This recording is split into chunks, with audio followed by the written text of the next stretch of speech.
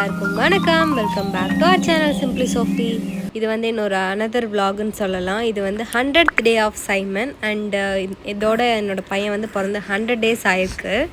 இந்த 100 டேஸில் வந்து நான் நிறையா வந்து விஷயங்கள் வந்து புரிஞ்சிருக்கேன், நிறையா வந்து மெச்சூர் ஆகிருக்கேன் உண்மையாக. அப்புறமேட்டு true colours of our surroundings இதெல்லாமே வந்து நிறைய தெரிஞ்சிருக்கு. ஸோ அது எல்லாத்தையும் பற்றி தான் உங்கள் கூட ஷேர் பண்ணலான்னு தோணுச்சு. அண்ட் இன்றைக்கி வந்து எங்கள் அம்மாவுக்கும் உடம்பு சரியில்லை, எனக்கும் உடம்பு சரியில்லை. ஸோ அவங்களால இங்கே வர முடியாதனால நாங்கள் அங்கே போயிட்டோம். ஸோ அங்கே என்னென்னலாம் குக் பண்ணுறாங்க, என்னென்ன நடக்குது, அதெல்லாம் தான் உங்கள் கூட ஷேர் பண்ணிக்க போகிறோம். ஸோ வாங்க வீடியோக்குள்ளே போய் பார்க்கலாம். அம்மா வீடுனாலே கண்டிப்பாக அது வந்து ஒரு ஹெவனாக தான் இருக்குது. அதே மாதிரி எங்கள் அம்மா வந்து அவ்வளோ பூச்செடி, அவ்வளோ செடியெல்லாம் வச்சு வளர்த்தி அவ்வளோ சூப்பராக வச்சுருக்காங்க. இப்போ வீடை போகவே அவ்வளோ ப்ளசண்ட்டாக இருக்கும். அண்ட் போன உடனே எங்கள் வீட்டு குட்டி சைமன் தூங்கியாச்சு. ஸோ அம்மாவுக்கு வந்து ரொம்ப ஃபீவராக இருந்தனால நான் தான் குக் பண்ணேன். ஃபஸ்ட்டு வந்து ஒரு ஹாஃப் பாயிலோட ஸ்டார்ட் பண்ணியாச்சு. அதுக்கப்புறமா சாம்பார், ரசம் இதெல்லாம் வச்சாச்சு. அண்ட் இந்த ஆர்கனைசேஷன் வந்து வீடியோ வந்து ஒருத்தவங்க கேட்டிருந்தாங்க. ஸோ அதையும் இதில் ஷேர் பண்ணிடுறேன். அம்மாவோட வீடு வந்து பார்த்திங்கன்னா ரொம்ப சின்ன வீடு. ஒருத்தர் மட்டும்தான் ஸ்டே பண்ணுற மாதிரி தான் இருக்கும். அப்பா அம்மா 2 பேர் மட்டும் தான் அங்கே இருக்காங்க. ஆனால் அவங்க அதே வந்து அவ்வளோ ஆர்கனைஸ்டாக வச்சுருப்பாங்க. பாருங்களேன், இந்த கிச்சன், இந்த கட்லரி யூனிட்லாம் இருக்குல்ல, அதுக்கெல்லாம் கூட இந்த மாதிரி போட்டு ட்ரே போட்டு தான் வச்சுருப்பாங்க. அவ்வளோ நீட்டாக இருக்கும் வீடு பார்க்கவே. நான் நிறையா டிப்ஸ் வந்து அவங்கக்கிட்டேருந்து தான் கற்றுப்பேன். முன்னாடி பெரிய வீடாக இருந்தது, அதுலேயும் இவ்வளோ நீட்டாக வச்சுருப்பாங்க. அண்ட் இந்த மாதிரி பிளாஸ்டிக் டப்பா இதெல்லாம் கீழே வச்சுருப்பாங்க.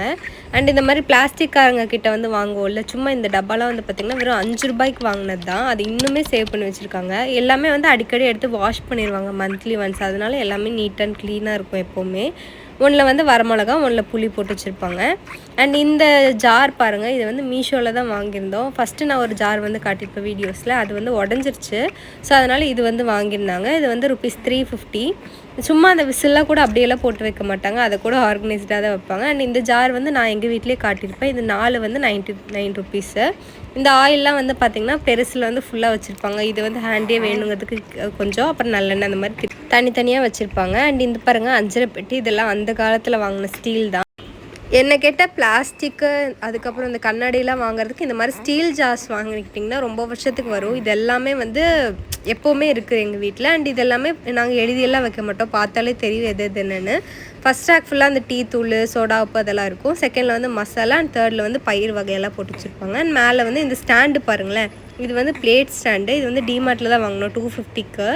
அப்புறம் இந்த எல்லாம் மேலே எல்லாம் வச்சுருப்பாங்க, இந்த கண்ணாடி இதெல்லாம் வந்து மேலே வச்சுருப்பாங்க. அதெல்லாம் அடிக்கடி எடுக்க மாட்டோம் இல்லையா, அதுக்காக. அப்பப்போ எடுத்த பொருளை எடுத்த இடத்துல வச்சுட்டு அப்பப்போ க்ளீன் பண்ணாலே போதும். நம்ம எப்போவுமே நீட்டாக இருக்கும். அண்ட் குக்கிங்கும் முடிச்சாச்சு. அதுக்கப்புறமா நம்மளோட rest time. Okay, back to the மாமியார் வீடு. அவங்களோட கிச்சனில் வந்து நம்ம வந்து சமைக்க வேண்டிய நேரம் வந்துருச்சு. ஏன்னா ஈவினிங் வந்து வந்துட்டோம் வீட்டுக்கு. பட் வந்ததுக்கப்புறமா சாப்பிட்றதுக்கு எதுவும் இல்லை. அண்ட் ஹஸ்பண்ட் ஸ்கூல்லேருந்து வந்ததுக்கப்புறம் கண்டிப்பாக ஈவினிங் எதாவது சாப்பிடுவாங்க. ஸோ அதுக்காகவும் செஞ்சிடலாமே அப்படின்னு சொல்லிட்டு அது கொஞ்சம் மிச்சமான சப்பாத்தி எனக்காக எங்கள் மாமியார் வச்சுட்டு போயிருந்தாங்க. ஸோ அந்த 4 சப்பாத்தியில் வந்து நான் சரி ரோல் மாதிரி நம்ம செஞ்சு கொடுத்துடலாம் அப்படிங்கிறதுக்காக இந்த மாதிரி வெங்காயம்லாம் கட் பண்ணிகிட்டு இருந்தேன். அண்ட் இந்த ஷார்ட்ஸ் வந்து நான் ஆல்ரெடி அப்லோட் பண்ணியிருக்கேன். உங்களுக்கு தேவைப்பட்டால் செக் பண்ணி பாருங்கள். ரெசிபிஸ் எல்லாமே நல்லா இருந்தது அவுட்புட்டும். ஓகே, இந்த 100 டேயில் வந்து நான் என்னென்னலாம் கற்றுக்கிட்டேன், என்னென்னலாம் வந்து உண்மையாகவே நான் வந்து தெரிஞ்சுக்கிட்டேன், யார் யார் எப்படி இந்த மாதிரிலாம் நம்ம தெரிஞ்சுப்போல, இந்த மாதிரி டைலாக்லாம் பேசுவோம் இல்லையா, அதெல்லாம் உண்மையாகவே வந்து இருக்கா, இல்லை நான் தான் மெச்சூராக இல்லாமல் இத்தனை நாள் இருந்தேனா அப்படிங்கிறது எல்லாமே இதுக்கப்புறம் தான் வந்து எனக்கு தெரிஞ்சது ஆஃப்டர் பேபி.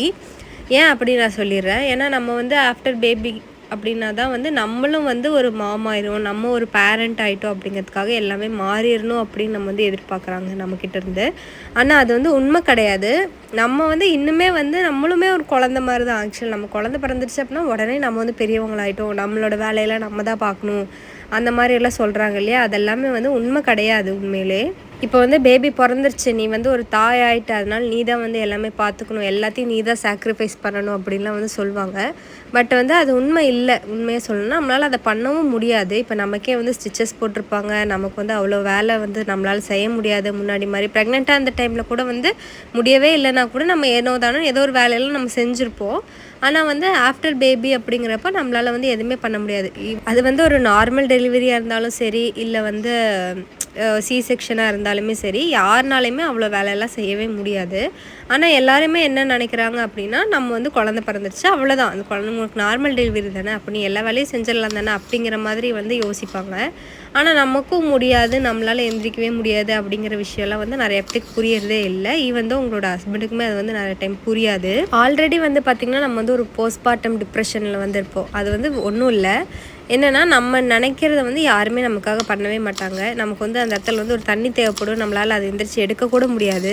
ஆனால் வந்து கேட்டால் கூட அந்த தண்ணி நம்ம கைக்கு வர்றதுக்கு ஒரு 10 நிமிஷம் ஆகும். அந்த இடத்துல தான் நம்மளோட அந்த டிப்ரெஷன் வந்து ஸ்டார்ட்டே ஆகும்.